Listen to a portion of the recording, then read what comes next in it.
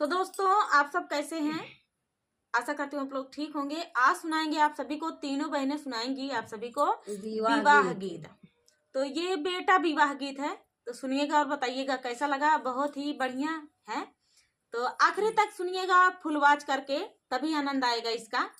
तो देर न करते हुए चलिए सुनाते हैं विवाह गीत। बेटा विवाह गीत।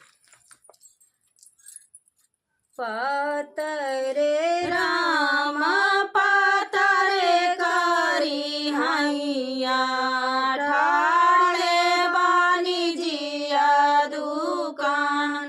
पतरे राम पतरे करी हैया ठाड़े बानी जिया दुकान।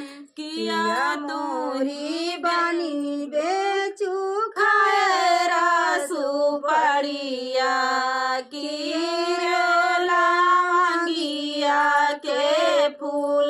किया मोरी बानी बेचू खाए रासू पड़िया किया रे लांगिया के फूल। नहीं हम बेचे दुलाए खाए रासू पड़िया नाही लांगिया के फूल।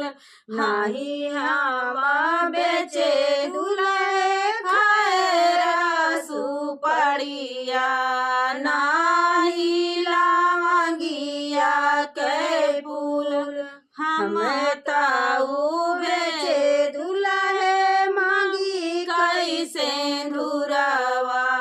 सीता बियाही जाए हम ताऊ बेचे दुल्हे मांगी कैसे धुरावा। सीता बियाही जाए नाही हम बेचे दुल्हे मांगी कैसे धुरावा।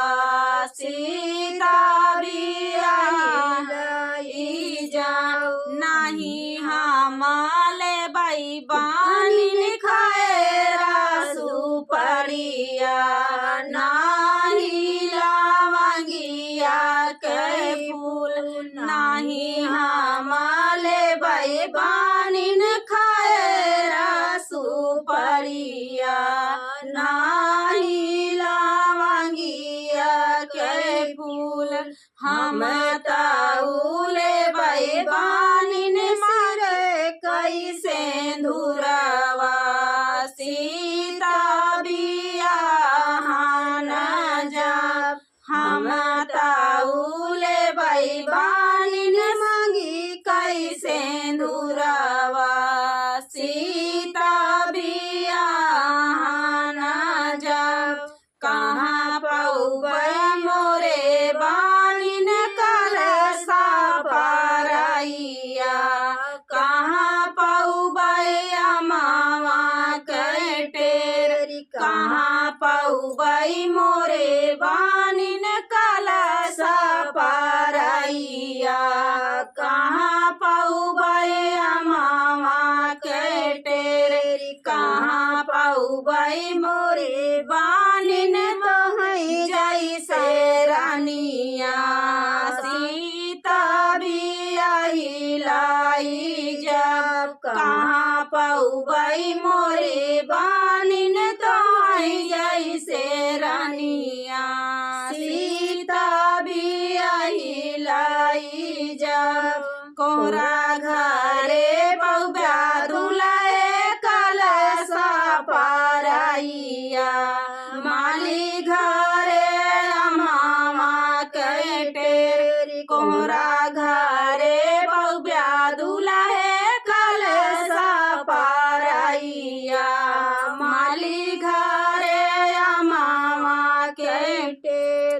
हमारे बापैया जी के लाहुरी बिटियावा वही संगे चला बिया।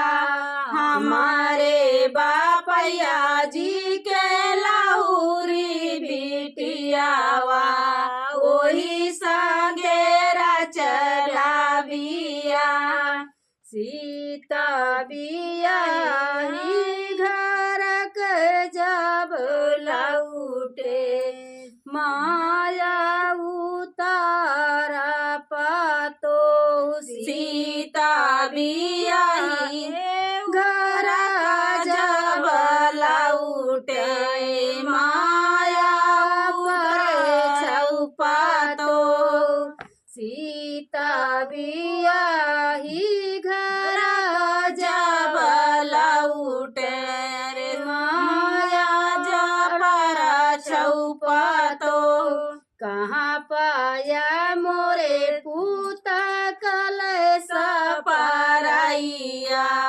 कहाँ पाया अमवा कटे कहाँ पाया मोरे पूत कलश पारैया कहाँ पाया अमवा कटे कहाँ पाया मोरे पूता सीता जैसे रानिया सीता बियाही लाइया कहाँ पाया मोरे बेटा सीता जैसे रानिया सीता बियाही लाइया कहरा घरे पाए माँ